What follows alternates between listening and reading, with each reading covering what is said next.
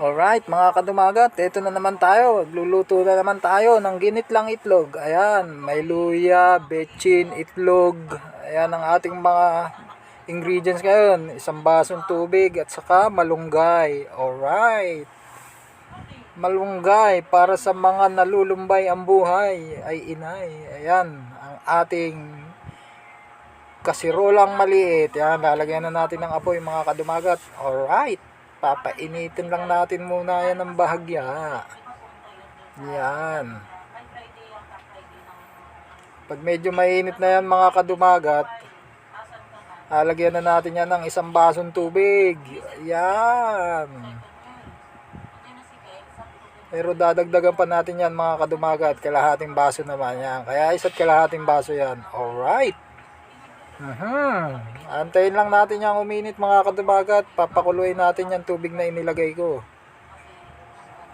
Ang ating recipe ngayon ay ginitlang itlog with malunggay ay inay. Yan, tatakpan na natin mga kadumagat para ay uminit kagad. Yan na, nagpapawis na siya mga kadumagat. Oy, umuusok-usok pa. Yan. At ilalagay na natin ang ating luya. Yan mga kadumagat. Atin lang papalabasin yung pinakang aroma na yan at saka pinakang lasa ng luya para umalo dun sa tubig na ating pinapakulo. Yan. Oh, ayan na mga kadumagat. Amoy na yung luya. Sarap yan. Yan, ayan lang natin kumulo mga kadumagat. At yan na mga kadumagat, hindi na ko na naipakita kanina yung paglagay ng itlog. Pero nailagay ko na yan. Ayan na, pinapakuluan na natin yung itlog. Nailagay na natin mga kadumagat. Yan, ang ginitlang itlog. Bulaga ay inay. Bumubulaga pa. Yan, halu-haluin lang natin ng bahagya. Yung halo lang na malambing. Yan, mga lutong dumagat lang po ito ha. Sa halagang 50 pesos lang yan mga kadumagat. Good for 2 person na yan. May sabaw ka na. Mga simpleng luto lang ito mga kadumagat. Ayan mga niluluto ko. Siyempre, alam mo na. Kailangan nating magtipid. At saka ayan, lalagyan natin ng asin. Ayan. Asin lang yan mga kadumagat. At saka luya. Sa konting betchin lang yan mga kadumagat. Yan. Oh, sarap. Titikman na natin. Tanananan. Alright. Sarap na ang lasa niya mga kadumagat. Pwede na yan. Yan. Saka ilalagay na natin yung malunggay. Yan. Yan pong malunggay mga kadumagat. Yan po yung napakasustansyang gulay. Puno po yan ng minerals. Yan. Po, talaga nga naman daming nalalaman ng kusinerong dumagat Anong talaga, pagka medyo mahilig kang manood ng mga kung ano-ano, ay inay. Ang dami pang sinabi. Ayan natin lang pong haluin ng bagya mga kadumagat. Ayan. Lasan-lasa na po dyan mga kadumagat. Yung aroma ng luya at saka yung katas niya ay nandyan na sa sabaw yan. Yan, halo na po dyan. Saan nilagyan natin ng malunggay. Yan. Masustansya po yung gulay na yan. Yung malunggay. Yan. Tinikman na naman. Nakakadalawa ka na naman tikim. Ay inay. Sinasabi ko naman sa iyo. Masyadong tikman.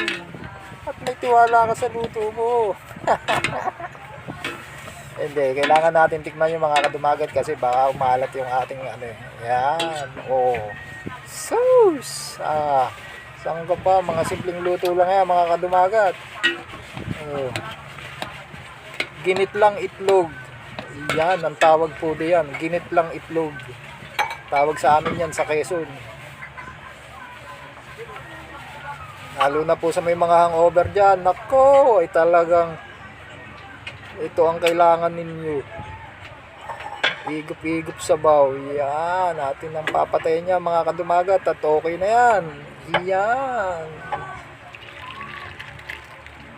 Atin na yung isasalin sa lagayan mga kadumagat. Atin isasalin yan.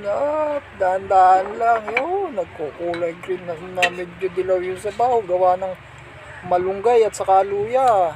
Yan, mga kadumagat. Ayan na siya, oh. Umuusok-usok pa talaga. Ting ilagay yung natira, mga kadumagat. Yan po, mga lutong dumagat lang po yan. Yung mga ganyang style. Yan. Oh, sarap ng sabaw na yan. Sarap ng igop-igop ng sabaw niyan. Tapos pipigaan ng kidya. Iya, igi. Talagang mapapaaw sa sarap. Yan, mga kadumagat. Alright. Ayan na, mga kadumagat. Kakain na kami. Ito, ano naman yung pamangking kong ko niyan. Yan, lalagyan ko na ng kidya. Ayan, oh. Oh, isa pa. 2 kidya po, mga kadumagat, ang nilagay ko dyan. Alright. Saka haluin lang natin ng bahagya yan. Yung may lambing na halo. Yan, saka magsasabaw tayo. Oh. Yan, naiulam na kagad, mga kadumagat. Oh. Salamat po sa inyo. Sa mga hindi pa po nakapalo, follow po kayo at share na rin po. Maraming salamat po sa inyo.